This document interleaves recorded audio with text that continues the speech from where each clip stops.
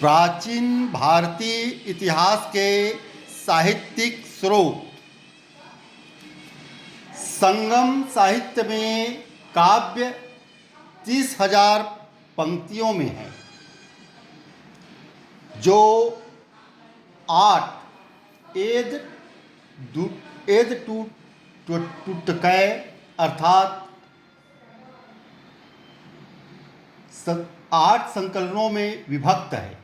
पद्य 100 के समूहों में संग्रहित हैं, जैसे पूर्पन नूरू, बाहर की 4 शतक आदि।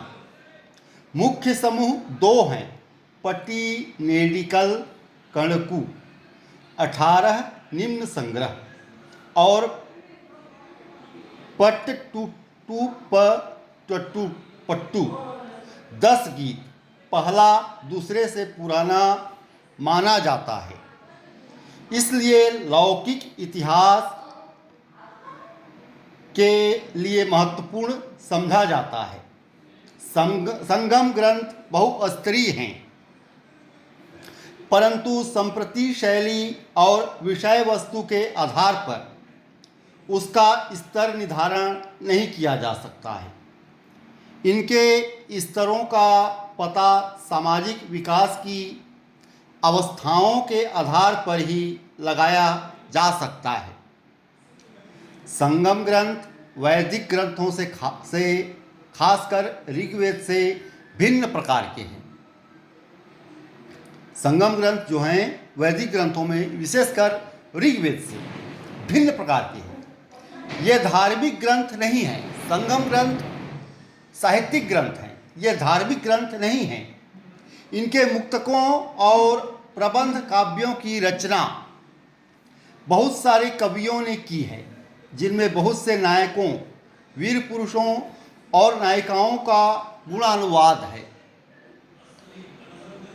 ये एक साहित्यिक ग्रंथ है जिसमें नायकों और नायिकाओं के गुणों की चर्चा की गई है, उनके बारे में संग्रहित किया गया है, साहित्य में लिखा गया है। इस प्रकार ये लौकिक कोटि के हैं, ये आदिमकालीन गीत नहीं हैं, बल्कि इनमें परिष्कृत साहित्य का दर्शन होता है। अनेक काव्यों में किन्हीं योद्धा, सामंत या राजा का नामतः उल्लेख करके उनके वीरतापूर्ण कार्यों का सविस्तार वर्णन किया गया है। उनके द्वारा भाटों को दिए गए दानों की प्रशंसा की गई है।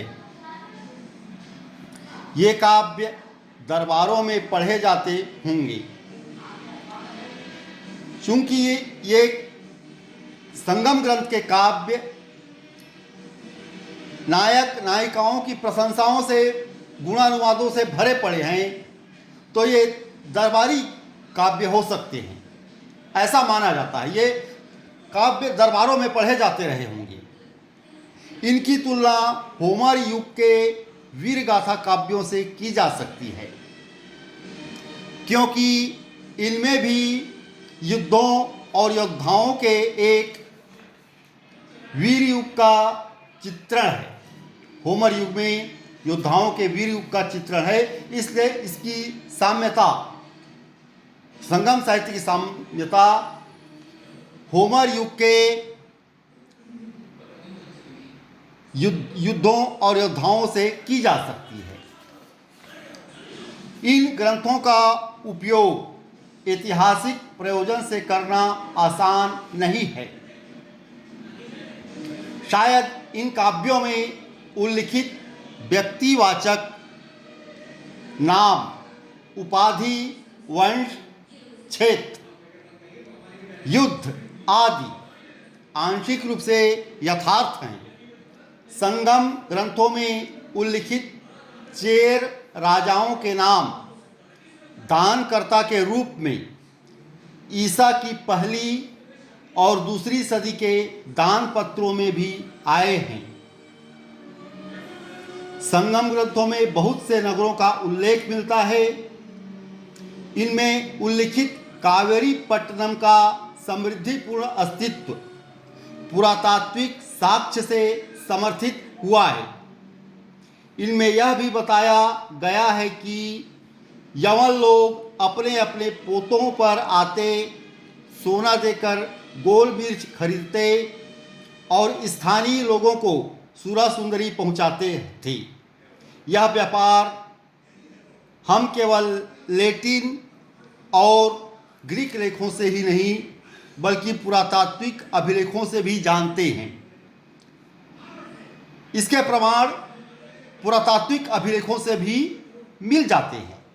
ईसा की आरंभिक सदियों में प्रायद्वीपीय तमिलनाडु के लोगों के सामाजिक, आर्थिक और राजनीतिक जीवन के अध्ययन के लिए संगम साहित्य हमारा एकमात्र प्रमुख स्रोत है। व्यापार और वाणिज्य के बारे में इससे जो जानकारी मिलती है उसकी विदेशी विवरणों और पुरातात्विक प्रमाणों से भी पुष्टि मिलती है। धन्यवाद।